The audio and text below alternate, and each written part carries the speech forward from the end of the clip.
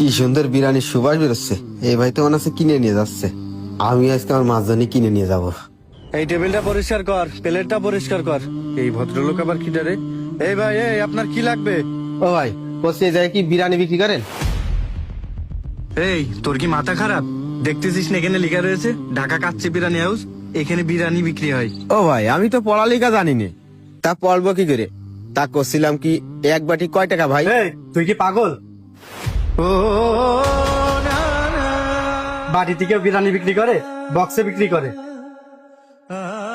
খাসি 150, মুরগি 140। কোনটা লাগবে বল?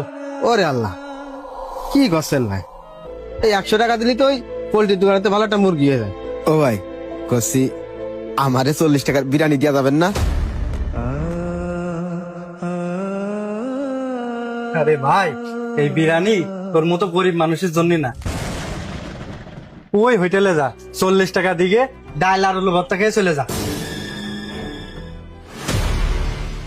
ও ভাই, এরকম কথা করছেন কেন? দেন না, আমরা গরিব মানুষ। 1 টাকাতে বিরিয়ানি কিনে কন দেখাবো কন? একটু মনটা নরম করেন, আমার মাটা খাতি চাইস। দেন না, আমার মাছ জানি নিয়ে যাবো ভাই। আরে আরে তুই কি করছিস? এখান থেকে যা।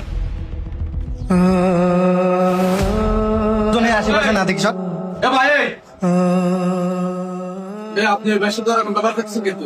আর ভাই কোয়েন না, ও 40 টাকা নিয়ে চলে আসে বিরিয়ানি খাতি। আপনি কোন এই যুগে 40 টাকায় বিরিয়ানি পাওয়া যায়? ও ভাই, আমি বিরিয়ানি খাতে আসিনি, আমি আমার মাছ জনই বিরিয়ানি নিতে এলাম। আমার কাছে 40 টাকায় আছে, তাই করছিলাম 40 টাকায় বিরিয়ানি দিচ্ছি। আর ওই ভাই আমার ধাক্কা মেরে ফেলা দিয়েছে। আচ্ছা ভাই, ঠিক আছে, আপনি একটু ভিতরে আসেন। ওনার সাইড দিয়ে দাও, ভিতরে পাঠাও।